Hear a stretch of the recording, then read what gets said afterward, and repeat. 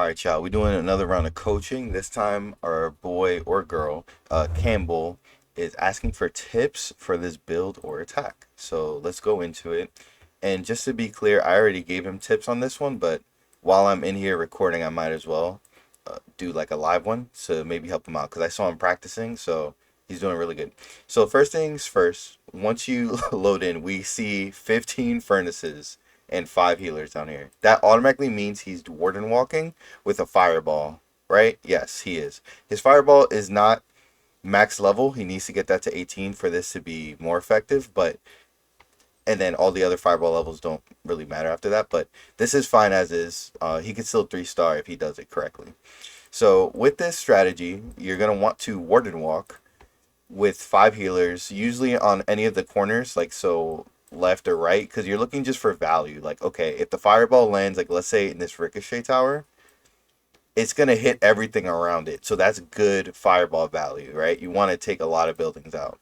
So I'm going to press play. Let's see what he goes for. There's a lot of targets you can go for in this base. This is a really easy base for this strategy. You're going to start by warden walking, right? And then you're going to support him with 2 to 3 furnaces. You're going to use all your invis spells, like up to 4 of them, in order to go ahead and to go ahead and aim your fireball. So he's actually going to start the warden up top. So off of this, he should be able to support the furnace. So let's see how he does it. He's taking the correct pet. What's his name? Sneezy is absolutely busted. Good. He's using the invis spells. So I'm just going to pause it right here because we whiffed the fireball. So this attack is not automatically failed. He could still save it because this is a really bad base. But just because of the fireball missing, he needs to play it perfectly now. I would merge the warden with the king and queen here off this. But the correct way to have done this, and just for the future, is you invis this spot right here to get the builder hut, scatter, and this building. You invis this compartment right here to knock out all of these. And then you throw another invis like wherever this building was. And if you want to be safe, you can invis the Modern Expo. What this does, this is going to send the fireball directly at the flame spitter, which is what you want. You want the fireball in the core. Even if you didn't get in the core, as long as you take out one of these compartments, then you can funnel the warden into the core, and he could just go in and take it out himself with the help of some of these fire spitters. So this is the main reason this attack probably failed. But don't worry, because everything is looking good so far besides the fireball. So after the fireball, what you're going to want to do is sui some other side of the base. So either left corner, right corner, even the other side of the base down here. That's fine. But you start off with the siege machine, which is great. This is exactly what you're supposed to do. So let's keep playing.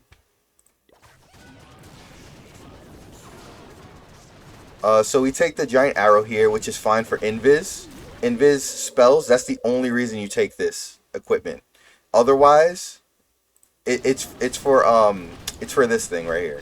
So you just have to aim it at that and hit it. With this kind of base setup, you're not going to hit it with that queen. You would have to put it in this corner so you could snipe it. And then it'll hit this tower too. So just be careful with that. With the king, you want to take the earthquake boots because you have no way to get in right now. Right? When you take this army, you don't have any wall breakers, you don't have any root riders, so you want to just take the earthquake just so you get in, so he's not being stuck like he is right now. Okay? With your fire spitters, you stack them all over here. The technique that you kind of want to try to do is you start with 2 or 3 with the warden, and that's fine. And then you want to, when you put the siege barracks down, you could do like 2 to 3 more. That's fine there. And then you want to put 2 in this corner on the bottom, and then 2 in the right corner. All corners get 2. You could put them all at the same time. That's fine. Just as like a starting default plan, you do that. Every side of the base is going to get funneled. And then as your heroes are kind of going in, and with your RC too, you can also place 2. But as your heroes are kind of going in, you want to place 2 more. So let's say if the heroes they went in from the top like this, you kind of want to just place like 2 to 3 behind them. That's the point of these things. They're just a support. Because otherwise, look at all this, right? They're all going. but they're all jumping to the same useless building, right? They're pretty much getting wasted. When really you want them to be spread out so they could be affecting and helping the kings and the heroes and stuff. So yeah, very simple, and I'm sure you're gonna nail it. So those are my notes. Like I said, most of this is just the fireball. Land the fireball properly, you'll be okay. In terms of equipment, this is perfect RC equipment. Most people would take the rocket spear if that's leveled up, but I like the haste vial even more, so good for you. You have the phoenix on her, which is fine, but I would put the phoenix on the king because he's guaranteed to die. In this army, he's guaranteed to die, so you want to take the phoenix on him. You could put the unicorn or frosty on the queen, and sneaky is perfect on the warden. And yeah, you see, even with that failed fireball, you got 88%. So you were gonna. My philosophy is if you get 80% or more, it's a good attack. You just need like little tweaks, and then you'll 3-star it. So I show an example here. Let me just walk you through my process real quick, just to kind of finish off this tip. So I do the same thing, except I took the wrong spells, right? Like I didn't request new troops or anything. So I have an extra rage and an ice block here, and there's something else that's off about this, but it's okay. So my thing is, I want to fireball the town hall because I could take out everything in here. So what I'm gonna do is start the warden down here with 2 of the spitters, and let me like zoom in so you can see what I'm talking about. Yeah, there you go. So yeah, I'm going to do that. And you can see I actually put a rage so I could speed up the warden a bit. And he's going to take out the Teslas. I already know there's a Tesla farm here. So I'm just not even going to like keep going, right? Like I'm not going to shoot the fireball yet. But I am going to invis it. And what you can do is you can put the ice block here. And that's what I did. So he can stop moving. And it gives me time to focus on the invis spells here. I get the town hall. Put down my earthquake. And now the whole core there is gone. Town hall is 1 HP. Warden is going to go over there and take that out. Now that the fireball is done, now you can proceed with your Sui. So I start off with the fire spitters down here, siege barracks, and then I'm going to put the king and queen down.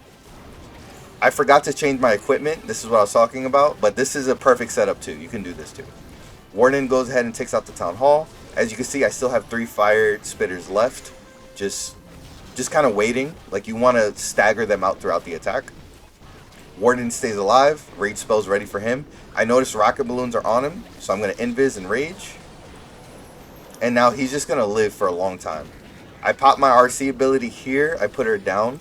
But I forgot I had the rocket spear. Again, forgot to change it out. So it's kind of wasted there, but it's okay. I had to pop my king ability early because he took a lot of damage. He's guaranteed to die, so I put the king, the phoenix on him. Yeah, you put the phoenix on him so he can get some more value. And you see how many fire spitters there are, like, just all over the map? Like, they're just, like, being sprinkled everywhere. Right? Because I put some in the top corners, some in the bottom corners. Like, I put some on the right corner. You see how everything is getting taken out here? Just like a ton of little annoying ants. That's what you want. And there we go. I still had, like, 30 seconds left to clear this, so... I had the yak on the RC. Like, you see what... like, I totally messed that up. So, even with all the mistakes and all that good stuff, the king dying super early, all that stuff, will stay able to get it. So, I hope this helps you out, Campbell. Let's go on to the next attack. You're doing great. Keep practicing. I saw you practicing in the chat here. Very proud of you. Good stuff. If you have any more questions, just let me know. Yeah, all the practice is great. I don't care about the non-3 stars. It's just practice. This is all we like to see. Practice. So next, we're going to go to Gurkitrees. He said, can anyone explain why I get in 3-star? For example, what mistakes I made? Base 27, so that I have a better chance of 3-starring. So let's go to base 27. I believe it was yesterday. I think he's talking about yesterday. So let's just see. 27 is... Yeah, so he attacked a Town Hall 15. Hold on. Are you a Town Hall 16 or 17? You're a Town Hall 16. So, yeah, you're really close, 98%. So, no matter what it is, something critical just, like, failed. I'm sorry, not critical. Something very minor just failed. So, off the rip, I already could tell that you failed because you have 9 lightning spells. 12 if you count the resource. Lightning spells are a super outdated strategy. They're good for like Town Hall 10 and below. But after Town Hall 10, like Town Hall 11 and stuff, this stuff starts becoming simply utility for sniping out the air sweepers in the middle. Like you just take two of them. Otherwise, or there's also a strategy called like Zap, where it's like a smash attack with like Titans. You warden walk, you zap something out, but that's usually 6 lightning spells and like 2 earthquakes. You would zap something like this, or like the monolith, like this entire compartment would get zapped out with 2 earthquake spells, for example. But other than that, you wouldn't take lightning spells with dragons anymore. So I'm not sure what we're gonna do. I think we're gonna spam dragons. Yeah, Eternal Tome. I'm sure we have the blimp. We don't have the arrow. So, okay, yeah. So just like I thought, we're going to 3-zap the air towers here. Again, this strategy is just outdated. That's all it is. I'm sure you zapped everything fine. It's just outdated. Alright, so we're going to fast forward here because I already know that we're probably going to spam. We overgrowth. Yep, spam dragons. We called that out. And because we spammed it this way, we didn't funnel before we spammed it. So because we just kind of put the dragons here, they're going to go right here. And the overgrowth is going to run out. Then they're going to split up left and right. The queens and king is already like gone, right? So there's no hero support there, just the warden, and the minion prince is in here somewhere. So first off, you want to funnel, like you could use a dragon or two or your heroes. That's what you usually do. You want to put a hero. Let's clear this. You want to put a hero on the side first, so they could clear one side out, and then you could put like a dragon or two on the other side or something else to funnel. And then when you put your dragons, they should be able to go all in the same place. That's the idea. So let's just keep looking here. Again, I'm just gonna fast forward. We put the blimp, but we didn't put it in the warden ability, so it didn't even get the town hall. Wait, I didn't even see what was in it. Was it Yetis? Wait, what was in the blimp? Yeah, so these are single tower infernos, so these counter dragons really hard. So yeah, no, this just makes sense. This is set up for failure off rip. So let me tell you what you can do instead. I'm just really curious, like what was in the blimp? Hold on. I'm sorry. It should be Yetis in the blimp. You should have, as a Town Hall 16, you can have 2 Yetis, a Valkyrie, and a Barbarian. So let me just see. So yeah, you put the blimp down over here. Yeah, okay. Here we go. What was in here? Good. Okay, it was Yetis. So where's the raid spell? Oh, right. We have all lightnings. Okay. So with Yetis, you're supposed to take a raid spell. You just drop the raid spell on the Town Hall, and the Yetis take out the Town Hall, the scatter shot, the single. You probably would have got the 3-star if you had a raid spell. Okay? So I'm going to share a comp in the chat, and I'll tag you. I don't know how to do this on PC, so let me just give me a second. Yeah, this one's fine. I'm going to share this to the chat. Maybe this won't be good because I don't know if you have the Royal Champion. Let me see your profile. Dang. Man, I hate this thing on PC. Let's see. Here we go. Profile. Where's your Royal Champion at? Yeah, so your champ's at 44. I can't look at your equipment either, so I don't know what level your electro boots are. So maybe this won't do good. But I'm just going to share a replay of what I do, okay? It's very simple. You want to, and this is, again, the best strategy in the game, the Royal Champion charge and with invisibility spells. All this strategy is you put your Royal Champion down, and the value really doesn't matter. You put her down anywhere.